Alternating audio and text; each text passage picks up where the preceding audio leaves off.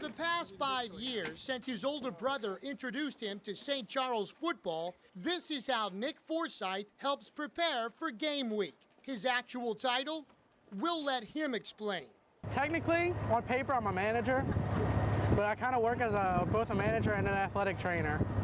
So if somebody needs to be taped up, I can tape them up, or if I need to fill up water bottles, I do that too. So as the Comets prepared for an undefeated and highly ranked Class 3A playoff opponent, this student manager and aspiring athletic trainer knows all about facing challenges on a greater scale. I was diagnosed with juvenile dermatomyositis, which is an autoimmune disease, and I was diagnosed at age 3. I fought this disease for years, and it finally went into remission about 4th or 5th grade. And since then, I've just been trying to work on getting my range of motion back. I've gone through 3 surgeries attempting to get some range of motion in my arms back. Late in the regular season, St. Charles head coach Frank Monica told Nick that he planned to dress him out for senior night. It took me a while to get it through my head that this was actually going to happen, that it wasn't just some promise somebody was making that they weren't going to carry through with.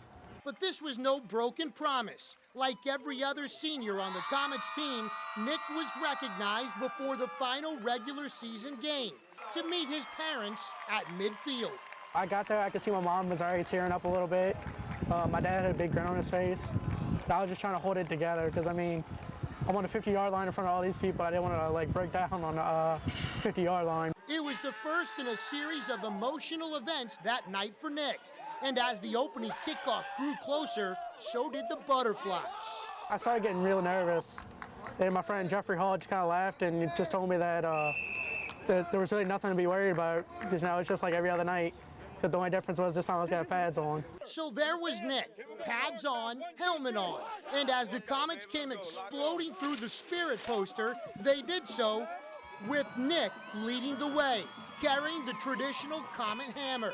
The pregame march may not have broke any speed limits, but the image of Nick leading the Comets into battle set the tone against an E.D. White team who on a night like this never had a chance.